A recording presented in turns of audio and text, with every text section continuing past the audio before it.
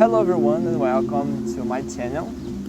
Estamos hoje em um lugar um pouco diferente, talvez um pouco mais barulhento,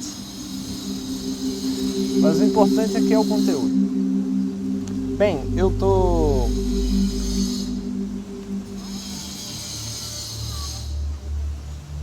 numa fase agora onde está chegando o grande dia e quanto mais perto ele está, mais eu penso, né? Eu tenho mais perguntas e questões.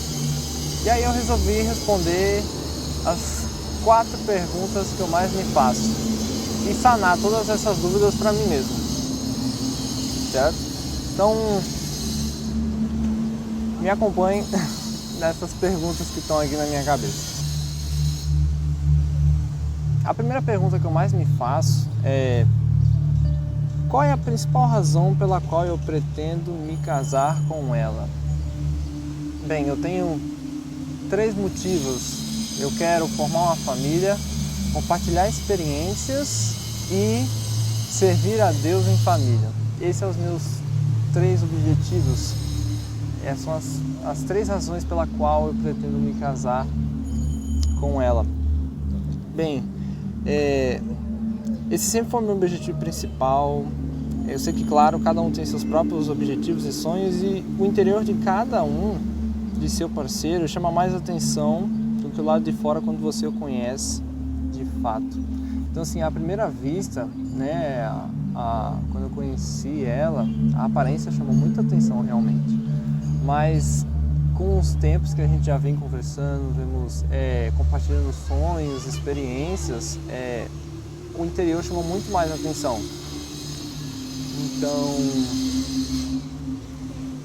Então, com o tempo, os objetivos e os seus sonhos acabam mudando para não ser mais um objetivo singular, mas sim ser um objetivo no plural.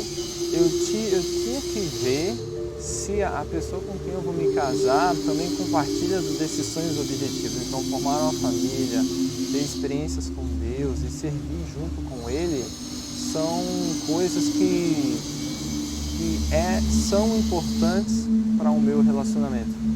E que a pessoa com qual eu vou me casar compartilha das mesmas experiências que eu tenho. Um versículo pelo qual eu me baseei nessa decisão que eu tomei foi 2 Coríntios 6:14, que diz: não se ponham em julgo desigual com descrentes, pois o que tem em comum a justiça e a maldade, ou que em comunhão pode ter a luz com as trevas. Então, eu tinha que ver se a razão pela qual que eu vou me casar com ela atende essas razões e se ela também tem as mesmas razões que eu. Então, sim, eu tenho razões para casar com ela e estou certo dessas minhas decisões. A segunda pergunta que eu me fazia eu consigo me enxergar a minha vida toda ao lado dela? Bom, casamento é uma decisão muito importante, até porque você vai passar o resto da sua vida com uma pessoa, então é uma decisão que vai mudar o rumo da sua vida totalmente. E algo que eu brinco muito com ela, que eu já disse a ela, que ela é a tampa da minha caneta. E eu dizia que a caneta, ela funciona sem a tampa, né? E a tampa continua sendo tampa sem a caneta, e a caneta continua sendo caneta sem a tampa. Mas ela não fica completa, ela não é a mesma caneta sem a tampa, e a tampa não é a mesma tampa sem a minha caneta. Então, eu dizia para ela que, até hoje eu digo, que eu não consigo me ver sem essa tampa, entendeu? Eu não consigo me enxergar mais sem essa tampa, e eu vou cuidar com muito amor e carinho dessa minha tampinha que eu encontrei.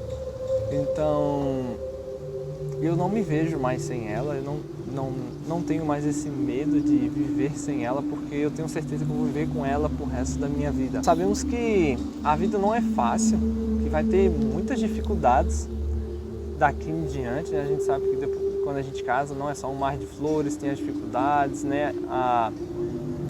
Podem haver discussões, conversas mais sérias, mas o relacionamento tem que estar firme e a gente está construindo a nossa base com Deus. Estamos orando, jejuando, então estamos buscando fazer uma base firme para quando a tempestade vier, quando as dificuldades aparecerem, a gente está muito firme para a gente não cair com essa tempestade.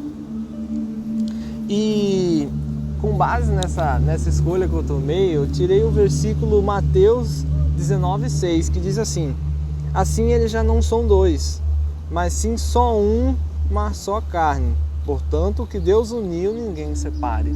Então, antes de você conhecer alguém, antes de você casar com alguém, você deve conhecer muito bem essa pessoa, porque é uma decisão muito séria. Depois que você se une com essa pessoa, você não separa mais. Não é assim que funciona. Então, é isso. A terceira pergunta que eu me fiz foi: você se torna melhor ao lado dela? Se eu me torno melhor ao lado dela? Bem, eu escrevi um textinho aqui e eu quero ler. Bem, ao lado dela eu sou mais feliz, mais amoroso, caridoso, gentil. E se é uma pessoa que passará o resto da minha vida ao meu lado, deve ser uma dessas pessoas que ao menos me faz querer ser alguém melhor a cada dia. Eu sei que não somos perfeitos, eu e ela temos os nossos defeitos, mas sempre que algo que nos incomodava surgia, tínhamos uma conversa. Atitudes e costumes de nossa vida de solteiro, que acabou indo até o namoro, mas com uma boa conversa tudo se resolveu. Ainda não somos perfeitos e talvez nunca sejamos, mas todos os dias nos esforçamos para ser um pouquinho melhor a cada dia.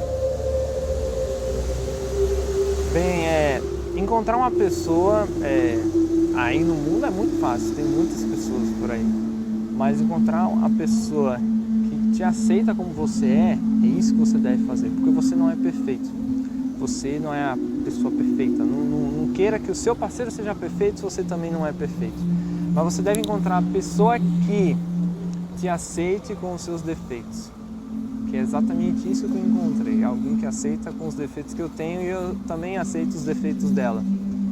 Então, lógico que a cada dia a gente tenta ser um pouquinho melhor do que passou, mas encontramos alguém que para compartilhar os nossos defeitos e as nossas coisas boas também, né? Por que não? Baseado nessa pergunta, eu tirei um versículo que fica em Provérbios 18:22, que diz assim: quem encontra uma esposa, encontra algo excelente, recebeu uma bênção do Senhor. Olha só que lindo. Bem, na minha última pergunta que eu me fiz foi: por que não viver sozinho? Por que eu abriria mão da vida de solteiro, né? Da vida que você não precisa ficar prestando satisfações para alguém, você tem que dividir o seu tempo com outra pessoa? Por que não viver sozinho? Bem, para isso eu praticamente tirei um versículo que respondeu toda a minha pergunta, que era em Eclesiastes 4, do 9 ao 12, que diz exatamente isso. É melhor ter companhia do que estar sozinho, porque maior é a recompensa do trabalho de duas pessoas. Se um cair, o amigo pode ajudá-lo a levantar-se, mas pobre do homem que cai não tem que o ajude a levantar-se. E se os dois dormirem juntos, vão manter-se aquecidos. Como, porém, manter-se aquecido sozinho? Um homem sozinho pode ser vencido, mas dois conseguem defender-se. Um cordão de 3 dobras não se rompem com facilidade. Eclesiastes 4, do 9 ao 12. Então, essa quarta pergunta se remete à minha primeira, né? Eu queria ter uma família, compartilhar a experiência e servir a Deus juntos. Sabemos que servir a Deus não é fácil, mas também não é impossível.